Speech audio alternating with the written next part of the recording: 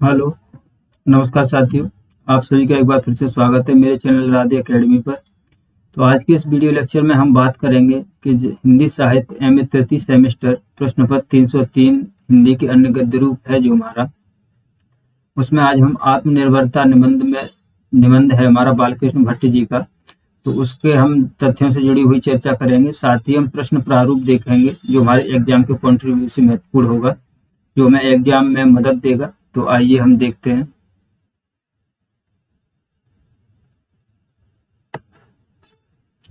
तो दोस्तों, आज हमारा आत्मनिर्भरता निबंध। तो आज हम देखेंगे इस आत्मनिर्भरता निबंध में कि हमारा एक क्वेश्चन फॉर्मेट होगा, साथ में पीवाईक्यू होगा कि इस निबंध से जुड़े हुआ हमारा पीवाईक्यू क्या आया था। तो अगर हम पिछले साल की वर्ष की बात करें तो उसमें हमारा क्वेश्चन आया था इस निबंध से कि निबंध की विशेषताओं के आधार पर आत्मनिर्भर निबंध की विवेचना कीजिए। ठीक है दोस्तों, ये हमारा पीवाईक्यू है। तो पीवाईक्यू को ध्यान में रखते हुए मैंने क्वेश्चन का फॉर्मेट बनाया हुआ है, जिसमें प्रश्न के प्रारूप की अगर हम बात करें तो प्रश्न में हम लेखक परिचय, लेखक का साहित्य परिचय, निबंध विवेचन, भाषा शैली और निष्कर्ष, हम इन सभी बिंदुओं की बात करेंगे। और इन बिंदुओं के माध्यम से अगर हमारा प्रश्न कुछ भी आता है तो उस हिसाब से हम अपना प्रश्न हल कर सकते हैं। तो आइए हम देखते हैं।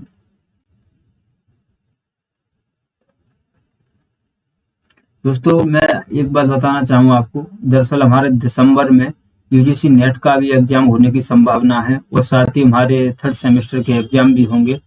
तो बहुत से छात्र इन दोनों के बीच सामंजस्य नहीं बिठा पाएंगे, तो इसीलिए कह रहा हूँ कि दोस्तों अभी से हमारे पेपर की तैयारी में लग जाइए, क्योंकि आगे फिर दोनों एग्जाम का प्रेशर हो जाएगा तो बहुत मुश्किल होगा। तो इसीलिए साथ साथ आप ये भी करते चलिए, तो इससे आपको ये होगा कि एग्जाम टाइम पर आपको ज़्यादा टाइम नहीं देना पड़ेगा, तो आपके दोनों एग्जाम बिल्कुल सही से चले जाएंगे। आइए देखिए दोस्तों कि भारतीय निगम साहित्यकारों में पंडित बालकृष्ण भट्ट का विशेष रूप से उल्लेखनीय स्थान है। अगर दोस्तों हम बालकृष्ण भट्ट जी की बात करें, दोस्तों यहाँ पे जो जो आपको पॉइंट मोस्ट इंपोर्टेंट लगे वो आप लिखते चलिए क्वेश्चन के हिसाब से कि आपको क्वेश्चन फिर किस प्रकार से करना है, क्योंकि एग्जाम में आपको यही पॉइंट ध्यान रहेंगे। तो अगर हम बालकृष्ण भट्ट जी की बात करें तो ये भारतीय युग के साहित्यकार हैं, यानी निबंधकार हैं। तो जो हमारे बालकृष्ण भट्ट जी हैं ये भारतीय युग के साहित्यकार या निबंधकार हैं। कुछ विचारक उन्हें हिंदी का सर्वप्रथम निबंधकार स्वीकार करते हैं। और हम दोस्तों निबंध की शैली की शुरुआत करें या निबंध विधा की बात करें तो निबंध विधा का जो प्रादुर्भाव है वो भारतीय युग से ही माना जाता है। तो इसी में इन्हें जो बालकृष्ण भट्ट जी है, इन्हें शुक्ल जी ने भी अपने हिंदी साहित्य के इतिहास में स्थान दिया हुआ है, उनके बारे में चर्चा की है। तो और जो काफी और भी विद्वान हैं, वो भी विचारक हैं, वो भी बालकृष्ण भट्ट जी को हिंदी का सर्वप्रथम निबंधकार स्वीकार करते हैं।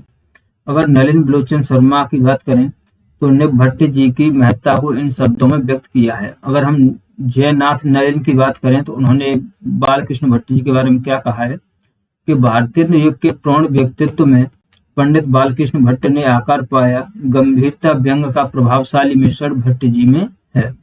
ठीक है दोस्तों, और हम नेक्स्ट बात करें कि उन्होंने यानी बालकृष्ण भट्ट जी ने उन्होंने सन 1877 ईस्वी में हिंदी वर्धनी सभा की ओर से हिंदी प्रदीप नामक पत्रिका का संपादन किया, जिसने हिंदी साहित्य की काफी सेवा और श्रीवृद्धि की। एक संपादक के रूप में उन्होंने हिंदी प्रदीप को मानसिक विलासिता अथवा मिथ्या दंभ का साधन नहीं बनने दिया, अपितु उसे समाज सुधार का अस्त्र बनाया। और हम दोस्तों बालकृष्ण भट्ट जी की बात करें या जो भारतीय युग और द्वितीय युग के जितने भी रचनाकार या निबंधकार रहे हैं, उनसे आपको प्राय एक चीज देखने को मिलेगी कि उन्होंने किसी न किसी पत्रिका का संपादन के माध्यम से ही हिंदी साहित्य में अपना स्थान रखा है। तो जो हमारे बालकृष्ण भट्ट जी हैं, उन्होंने हिंदी प्रदीप नामक पत्रिका का संपादन किया। ये हिंदी प्रदीप उनका कुछ दिन तक चला, फिर बाद में कुछ परेशानी ऐसी आई जिससे उन्हें बंद करना पड़ा। आगे देखिए कि भारतवासियों की सामाजिक दुर्दशा, स्त्रियों की दीनहीन स्थिति, बढ़ती हुई फैशन परस्ती, भिक्षा मांगने और देने की प्रवृत्ति, आलस्य, कुसंस्कार, बाल विवाह, अनमेल विवाह, पर्दा प्रथा, पारस्परिक फूट आदि सामाजिक विसंगतियों को लक्ष्य कर अपने निबंधों में व्यंग किए हैं। डॉक्टर राजेंद्र प्रसाद शर्मा के विचार अनुसार, यानी डॉक्टर राजेंद्र प्रसाद शर्मा हैं, वो क्या कहते हैं कि पंडित बालकृष्ण भट्ट के सामाजिक विचार क्रांतिकारी थे। समाज को पतन और दीनता के प्रति में धकेलने वाली समस्त पूर्व प्रथाओं का उन्होंने तीव्र विरोध किया। उतना गुणतिक हिंदू समाज की भेड़ चाल से उन्हें नफरत थी। हजारों वर्षों पुराने रीति रिवाजों को सीने से चिपकाकर जीने वाले समाज पर उन्होंने उग्र किया है। अपने समय की राजनीतिक, सामाजिक और धार्मिक विसंगतियों में भट्ट जी ने लेखनी चलाई है और उन पर प्रहार किया। भट्ट जी के व्यंग का क्षेत्र अत्यंत विस्तृत और व्यापक है। उनका व्यंग जीवन के सभी क्षेत्रों तक व्याप्त है। पुरातन और आधुनिक सभ्यता, अकील असीज रोग, दिल बहलाव से जुदे जुदे तरीके, ईश्वर का ही ठोल है, नमक निगोड़ी भी बहुबला है, खटका गधे में गधापन बचा है, चली सो चली हाकिम, चलम की गुलामी, इंग्लिश पढ़े सो बाबू हुए आदि भट्ट जी के व्यंग निबंध हैं। और दोस्तों हम भट्ट जी के निबंधों की बात करें तो वो हमने देख लिया। भट्ट जी के निबंध हैं कि पुरातन और आधुनिक सभ्यता, अकील असीज, दिल बहलाव से जुदे जुदे तरीके, ईश्वर का ही ठठोल है, नमक निगोड़ी भी बहुबला है, खटका गधे में गधापन बचा है, चली सो चली हाकिम, चलन की गुलामी, इंग्लिश पढ़े सो बाबू हुए आदि भट्ट जी के व्यंग निबंध हैं। ठीक है दोस्तों, तो यहाँ तक हमने जो हमारे बालकृष्ण भट्ट जी हैं उनके बारे में चर्चा की। अब हम आते हैं अपने आत्मनिर्भरता निबंध पर। तो दोस्तों आत्मनिर्भरता निबंध एक बार आप स्वयं भी इसका अध्ययन कीजिए। मैंने इससे पिछले वीडियो में इस निबंध पर वीडियो बनाई हुई है जिसमें हमने मूल पाठ का अध्ययन किया है आत्मनिर्भरता निबंध का। तो आत्मनिर्भरता निबंध में बालकृष्ण भट्ट जी ने मुख्य रूप से 3-4 समस्याओं को उठाया है, जिसमें एक तो उन्होंने जो हमारे भारत के आत्मनिर्भरता जो शब्द है इससे ही आप समझ लीजिए, आत्मनिर्भरता का मतलब उन्होंने बताया है कि जो व्यक्ति अपने बलबूते पर खड़ा हो, अपने हिसाब से चले, अपने हिसाब से अपने कार्यों का निर्वहन करे, वही आत्मनिर्भरता है। और साथ ही उन्होंने आत्मनिर्भरता के चलते इस शब्द को उठाया। फिर आगे उन्होंने बताया कि कैसे हमारे देश में बाल विवाह, दहेज और बेकारी, इन सभी बातों पर चर्चा की है इस निबंध में। तो आगे हम देखते हैं कि आत्मनिर्भरता बालकृष्ण भट्ट का एक प्रसिद्ध निबंध है। इसमें उन्होंने आत्मनिर्भरता के स्वरूप, उसकी जीवन में आवश्यकता और आत्मनिर्भरता से जुड़ी समस्याओं पर प्रकाश डाला है। आत्मनिर्भरता अर्थात अपने भरोसे पर रहना, यानी दोस्तों वही मैंने बताया कि आत्मनिर्भरता का मतलब है अपने भरोसे पर रहना। इसे भट्ट जी ने श्रेष्ठ गुण माना है जो पुरुषार्थता का परिणाम है। जो व्यक्ति अपने भरोसे जीता है वह चाहे कहीं भी रहे हमेशा आदरणीय होता है। निबंधकार ने निबंध में आत्मनिर्भरता के रास्ते में समस्या मानते हुए भारत के भाग्यवादी दृष्टिकोण पर प्रकाश डाला है। यहाँ लोग अपने भाग्य के अनुसार जीते हैं, जिसमें उन्होंने आलस्यता का दुर्गुण समाहित होता है। हिंदुस्तान की दयनीय दशा के लिए भी वह इस भाग्यवाद को कारण बताते हैं। भाग्यवाद के कारण लोग अपने भरोसे नहीं बल्कि भाग्य के भरोसे जीते हैं, जिससे देश के विकास में बाधा उत्पन्न होती है। दोस्तों यहाँ तक देखना, उन्होंने आत्मनिर्भरता निबंध के बारे में जो पहली बात कही है वो भाग्यवाद बताया है। यानी हमारे देश में लोगों को अपने काम पर भरोसा नहीं है, अपने कर्तव्य पर भरोसा नहीं है, जबकि वो अपने भाग्य पर विश्वास करते हैं। वो इतने आलसी हैं, वो सब कुछ अपना भाग्य पर छोड़ देते हैं कि जो भाग्य में होगा वही मिलेगा। आपने ऐसी बातें में सुनी होगी कि लोग कह दिया करते हैं कि जब भाग्य में ही नहीं था तो हम क्या करते। यानी वो भाग्य को मेन रूप से मान लेते हैं और इससे वो अपने कर्मों से छुटकारा पा जाते हैं। यूरोप, अमेरिका, जापान आदि देशों में व्यक्ति स्वयं अपने भरोसे जीता है, वह आत्मनिर्भर है, इसीलिए वे देश अत्यंत विकसित हैं। निबंधकार के अनुसार भगवान भी उन्हीं लोगों के लिए सहायक होता है जो स्वयं अपनी सहायता करते हैं। अपने आप की सहायता करना व्यक्ति के लिए विकासात्मक होता है। और बालकृष्ण भट्ट जी कहते हैं कि जो आत्मनिर्भर होता है, जो अपनी सहायता स्वयं करता है, उसी की भगवान भी सहायता करता है। ठीक है दोस्तों, आगे देखिए। आलसी व्यक्ति को तो कड़े से कड़ा कानून भी नहीं सुधार सकता। जब तक व्यक्ति अपने लिए नियम नहीं बनाता, दृढ़ निश्चय नहीं होता, तब कोई भी कानून उसे नहीं सुधार सकता। यहाँ निबंधकार कहता है, यानी इस बात को लक्ष्य करते हुए निबंधकार ने कहा है, यानी ये पंक्तियां हमने निबंध से उठाई हुई है, देखना कि कड़े से कड़ा कानून आलसी समाज को, परिश्रमी, अपव्ययी या फिजूल खर्च को किफायतसार या परमित व्ययशील, शराबी को परहेजगार, क्रोधी को शांत या सहनशील, सूम को उदार, लोभी को संतोषी, मूर्ख को विद्वान, व्यभिचारी को एक पत्नी, व्रत धर्म नहीं बना सकता, किंतु ये सब बातें हम अपने ही प्रयत्न और चेष्टा से अपने में ला सकते हैं। अतः किसी भी काम को करने में बाहरी सहायता इतना लाभ नहीं पहुंचा सकती जितना कि हम आत्मनिर्भरता। इसके अतिरिक्त एक सुसभ्य समाज के लिए भी आत्मनिर्भरता का होना परम आवश्यक है, क्योंकि समाज लोगों अथवा व्यक्तियों के समूह से बनता है, और जब तक व्यक्ति आत्मनिर्भर नहीं होगा, जब तक समाज भी आत्मनिर्भर नहीं हो सकता, उसकी स्थिति कमजोर रहेगी। एक सुसभ्य और विकसित समाज के लिए भी आत्मनिर्भरता का होना बहुत जरूरी है। हर कौम जात के विकास के लिए आत्मनिर्भरता बेहद जरूरी है, भट्टी जी कहते हैं। दोस्तों, अब वो समाज को लक्ष्य करते हुए कहते हैं कि अगर हमें एक सुसभ्य समाज बनाना है, एक विकासशील समाज बनाना है, तो उसके लिए हमें हर जात हर धर्म के लोगों से आग्रह है कि वो सबसे पहले आत्मनिर्भर हों, क्योंकि अगर वो स्वयं आत्मनिर्भर होंगे तो फिर उनके पास जो भी संसाधन होंगे, जो भी वो कार्य करेंगे, तो उससे कुछ विकास ही होगा। वे आगे कहते हैं कि ये निबंध की पंक्तियां हैं जो मैंने कोट की हुई है, उन्हें आप देखना कि जालिम से जालिम बादशाह की हुकूमत में भी रहकर कोई कौम गुलाम नहीं कहा जा सकता, वरन गुलाम वही कौम है जिसमें एक व्यक्ति सब भांति कदर स्वार्थपरायण या जातीयता के भाव से रहित है। ऐसी कौम जिसकी नस नस में दास्य भाव समाया हुआ है, कभी तरक्की नहीं करेगी, चाहे कैसी भी उदार शासन से शासित क्यों न हो जाए। दोस्तों, जो यहाँ पर कौम शब्द आया है, दरअसल ये कौम शब्द जात से संबंधित है, यानी कौम का मतलब होता है जात। ठीक है दोस्तों, तो वो सभी जातियों को लक्ष्य करते हुए कहते हैं कि कुछ कुछ जातियां तो ऐसी हैं जो कुछ भी नहीं करना चाहती, बिल्कुल आलस्य में हैं, तो ऐसी जातियों का कुछ नहीं हो सकता। जब तक वो कुछ काम नहीं करेंगी तब तक कुछ नहीं हो सकता। ठीक है दोस्तों, अब हम आगे बात करें।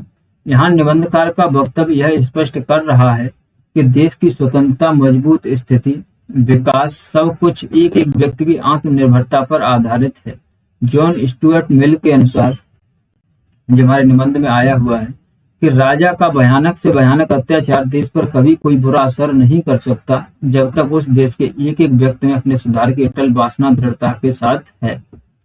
व्यक्ति की दुर्गति का कारण उसका आत्मनिर्भर होना है। जब तक अपने आप के लिए कुछ करने का भाव व्यक्ति में पैदा नहीं होता, तब तक उसका विकास भी असंभव है।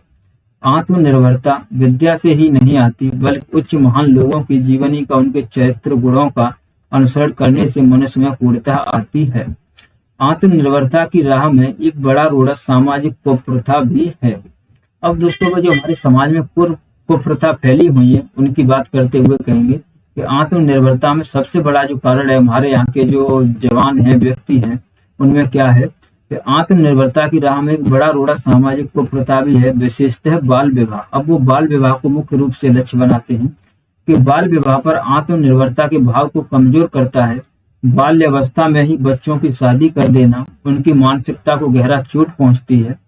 जहां दुनिया के अन्य देशों में पिता अपनी पुत्री के बेहतर भविष्य के लिए, उसके जीवन यापन के लिए उसे अच्छी तालीम दिलाता है।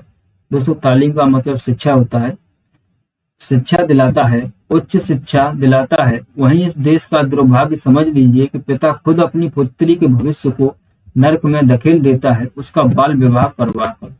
दोस्तों, वो बाल विवाह की बात करते हुए कहते हैं कि अब तो हमारे यहाँ ये प्रथा नहीं है, बहुत कम है, लेकिन अगर हम उस समय की बात करें, जिस समय जो समाज बालकृष्ण भट्ट जी के सामने था, तो उसमें बाल विवाह भी होते थे। तो उसमें बच्चे जब तक समझदार ही नहीं हुए हैं, यानी लड़के लड़की की कितनी कम उम्र में शादी हो जा रही है कि उन्हें खुद अपने तक का ध्यान नहीं है। अगर उनकी शादी कर दी जाएगी तो फिर वो इन सब बातों का ध्यान कैसे रख सकेंगे। जो बच्ची अपने मन के मनोभावों को ठीक तरह से नहीं समझ सकती, व्यक्त नहीं कर सकती, उसको शादी जैसे बंधन में बंधना बहुत बड़ा अन्याय है। इसके कारण उसके भीतर की दृढ़ता कमजोर पड़ने लगती है, वह सदैव दूसरों पर आश्रित हो जाती है, उसके स्वयं की सोच इच्छा कुछ भी महत्वपूर्ण नहीं रह जाता, सब दबा दिया जाता है। बाल विवाह से बच्चों का कोमल हृदय आघात होता है, उनमें निर्भरता जैसे जैसे होता है, उनमें निर्भरता जैसे जैसे भाव उद्घाटन कभी नहीं हो पाता। एक बच्ची को तालीम देने के बदले शादी जैसे बंधन में बांध देना, उसकी सोच को भी बांध देना है। उसके विचारों का तो तभी गला घोंट दिया जाता है जब उसमें विवेक बस चिंगारी मात्र होता है, तब वह आत्मनिर्भरता कैसे हो सकती है। जब तक एक लड़की की सोच नहीं हो सकती तब तक समाज की सोच भी नहीं बदल सकती। एक सोच, एक नई सोच जो समाज में, देश में बदलाव ला सकती है, उसे कुचल देना बहुत बड़ा पाप है। आत्मनिर्भरता न होने का बाल विवाह का एक प्रधान कारण है। बालकृष्ण भट्ट कहते हैं कि किसी का मत है कि मुल्क की तरक्की औरतों की तालीम से होगी, कोई कहता है कि विधवा विवाह जारी होने से भलाई है, कोई कहता है कि खाने पीने की कैद उठा दी जाए तो मुल्क की तरक्की की सीढ़ी पर लपक से चढ़ जाए। हम कहते हैं इन सब बातों से कुछ न होगा जब तक बाल्य विवाह रूपे कोड हमारा साफ न होगा। अब दोस्तों हम भाषा शैली की बात करते हैं। दोस्तों यहाँ तक हमने अपने निबंध का जो कथ्य था, निबंध विवेचन था, वह देखा। यानी हमने जो प्रश्न प्रारूप बनाया हुआ था, पहले लेखक का परिचय, फिर लेखक का थोड़ा साहित्य परिचय, लेखक का संक्षिप्त परिचय रखा है, उसके बाद हमने निबंध विवेचन रखा हुआ है, उसमें हम निबंध विवेचन करेंगे, फिर भाषा शैली और फिर निष्कर्ष। ये समझ लीजिए कि ये आपको प्रश्न रूप में बहुत ही सही मिला हुआ है और आप आराम से इससे प्रश्न अपना लिख सकते हैं। अब हम भाषा शैली की बात करेंगे। तो भाषा शैली में देखिए कि बालकृष्ण भट्ट आधुनिक काल के निबंधकारों में प्रथम स्थान रखते हैं। उन्होंने आम आदमियों में भी अपनी भाषा शैली की गुणवत्ता स्थिर रखी है। छोटे से छोटी विषय का विस्तार भी सहज प्रसादमयी शैली में करके पाठकों पर अपेक्षित प्रभाव डाला है।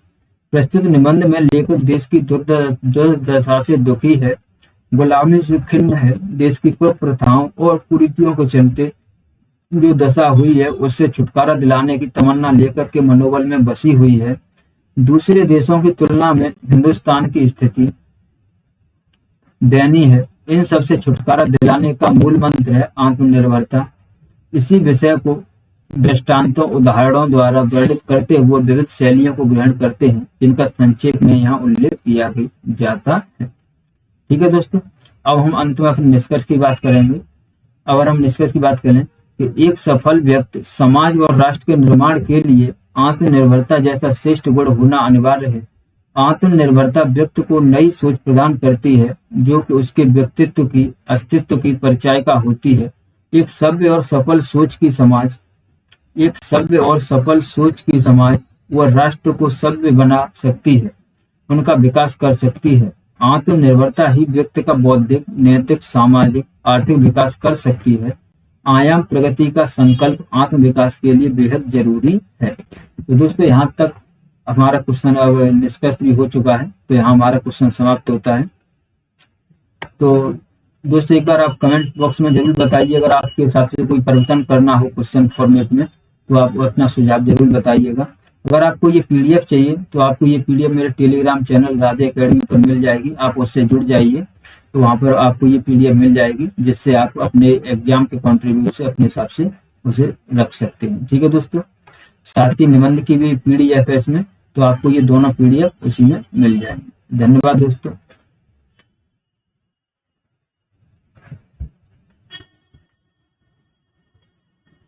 मिलते हैं अब नेक्स्ट वीडियो में। तो जल्दी ही आप अपने पेपरों की तैयारी दोस्तों शुरू कर दीजिए।